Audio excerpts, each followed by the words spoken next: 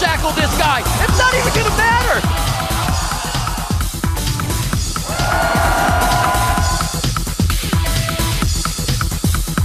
They still keep going for the kills. The hook under double lift, he goes right through the team and threads the needle.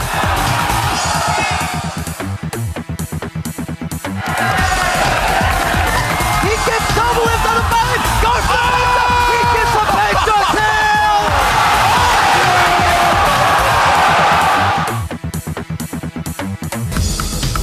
Oh my gosh, again, West Rice is just on full initiation mode.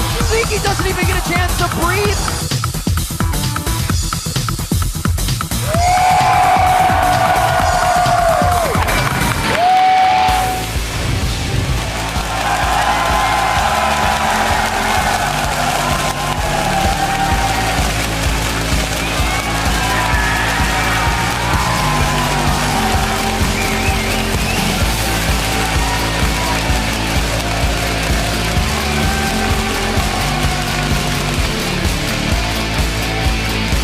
Welcome, ladies and gentlemen, to the North American League Championship Series. We're coming to you live in front of this incredible audience with more Week 6 Summer Split action, just for you. We've reached the halfway point of this split, and it's like a wild shootout with everything up for grabs. Hello, I'm Rivington Bism III, and joining me at the analyst desk are birthday boy Sam Kobe Hartman Kensler, Joshua Jet Leesman, and David Turley. That's David Freak Turley, for all of you out there who don't know. And when our powers combine, we are... I'm going to talk about some League of Legends. All right, guys, so I want to begin today with the hired guns of the Summoner's Rift, the AD carries. They've kind of been making an impact lately. The new patch has seen their relevance increased a bit, and it's a brave new worlds of builds here. Jat, start us off. Yeah, it's really interesting because everyone's had their first stab at the 4.10 patch. Europe was different than Korea, which is different than North America. We saw a lot more Tristana here in North America, where it was Kog'Maw over in Korea. And I'm really curious to see where it goes from here, whether it settles down and we end up with another tier of 80 carries like the Lucian Twitch we had all building the same item. But what I hope is going to happen is they'll be picking different 80 carries for different situations and building an item build based on what they need in the game. It's all about how they transition into the mid-game right now. Yeah, I think it definitely got a little bit better in terms of sort of parity and picking different types of champions. I am very surprised at how frequently people are going Tristana. I think she's a lot more situational than 3 out of 4 games out of nowhere. If you want to pick a hyper carry, I also think Kog'Maw's better for that right now, and so that's what we see over in Korea, for example. I think champions like Ashe and champions like Sivir and Caitlyn as well should be actually higher in the priority tier, and they do different things, which is great. Like, I would love to see more Ashe come out there, Sivir comps come out. The final thing as well is I am actually really pleased with the adaptations we've seen from some of the players. The fact that we've seen the Blade of the Ruin King Youmuu's Lucian builds, and that's kind of the proper build for him as well, and that's come out already within a week. I think that's a really good sign that there's a lot of smart players here.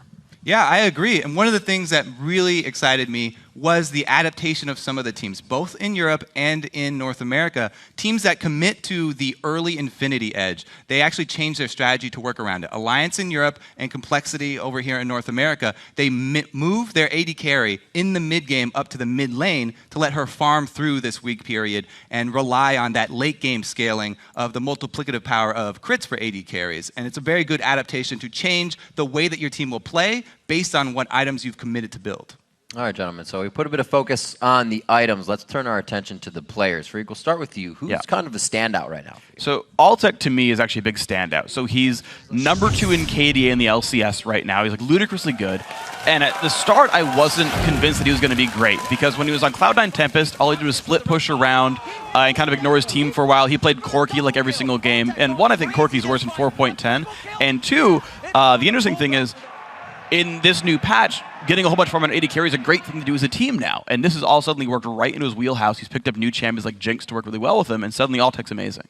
Yeah, Altec has risen to the top of the AD carries very quickly here. Something that has been causing the downfall of some of our other top AD carries has been dodging skill shots. Recently, double lift, and also even a couple weeks ago, we were talking about Wild Turtle. He was having a really rough couple of weeks, and it's pretty much all due to consecutive skill shot CCs landing on him. It just reignites the importance of this skill among AD carries when everybody's worried about builds and what character to use now. This is one of the most important things that AD carries have to continue to practice to stay sharp on, because if doesn't matter what items you have, if you're getting hit by all these thresh hooks, then it doesn't matter. Yeah. Someone who's been sharper than anyone else, though, is Wild Turtle, right? He started the split so poorly. The first 8 games TSM played, he had less than 2 kills per game, 15 overall. Then his next 4, he had 30 kills. And another great game yesterday against against CLG, playing up against Doublelift. So Wild Turtle, especially with Glebe, I think may just be the best AD carry in North America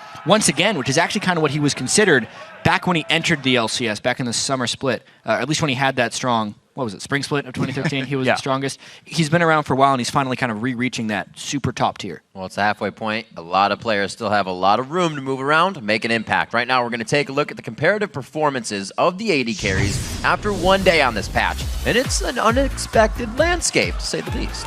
Yeah, obviously just the one game, but you can see really who adapted the quickest to these changes for sure. And people have to remember that even though Doublelift is on the bottom of this one-day graph here, he is still on the top of the gold generation for everybody. His gold per minute is the highest in the league still, even with that bad game yesterday. Yeah, and total kills in North American LCS still Doublelift. Like, he was having an MVP level performance this season, and it's a matter of him adapting to the changes now and not falling behind. Yeah, that was always the trouble with Doublelift, is he's been really slow to adopt the new champions, adopt the new changes. He thought AD carries were nerfed. We're seeing them carry now in 4.10. He took like 3 months to start playing Lucian himself. So if he can get up there and catch up, then he'll be fine. But it might take him more time than other players. All these changes. We can talk about the new patch and item changes, but we got to talk about top dogs as well.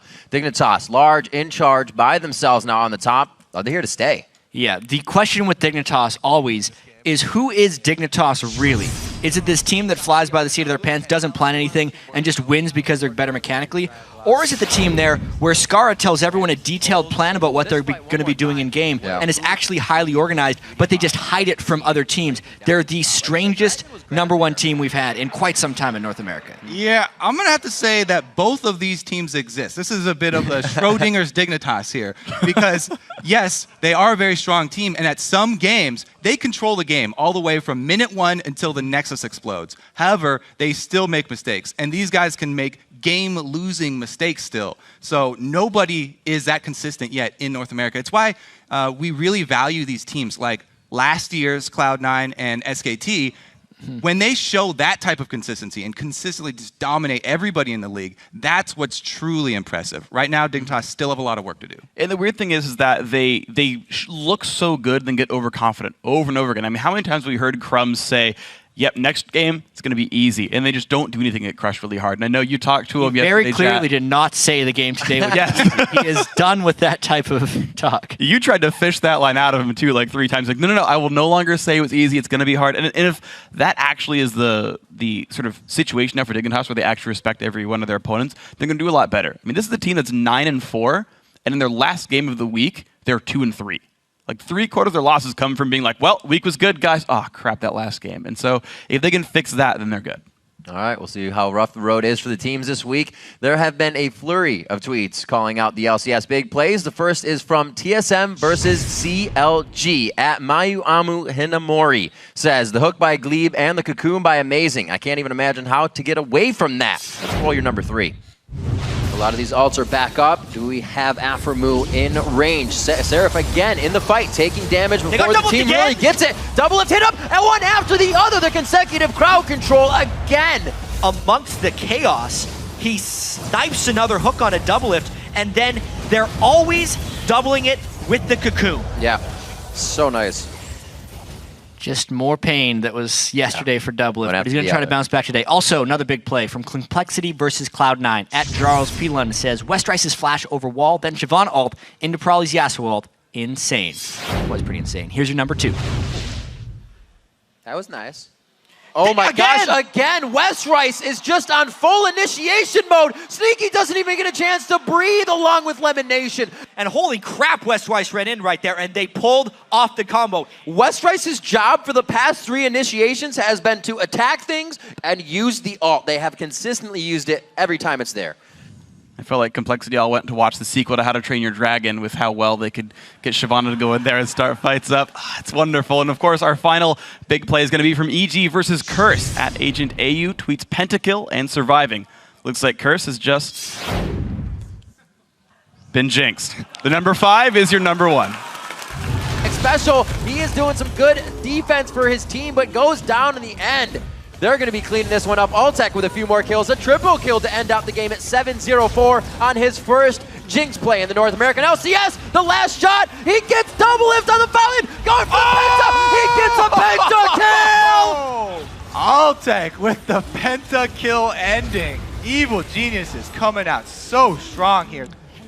You know, I didn't even realize I said double lift in that clip. I was just so used to seeing him go down on Tristana yesterday. Whoa. Man, what happens when you're commentating? Even died on- Word soup. Keep your eyes peeled for more unbelievable comments throughout our day. Then share them by tweeting us at LOL Esports. Use the hashtag LCS Big Play so you can read them on air. Taking a look at the standings in North America, we've got Team Dignitas in first with 9 wins. It's actually lonely at the top now because just one game back are CLG, LMQ, and TSM. Sharon second. Then in fifth, it's Cloud9, followed by Complexity, Evil Geniuses, and Team Cursed sitting in last.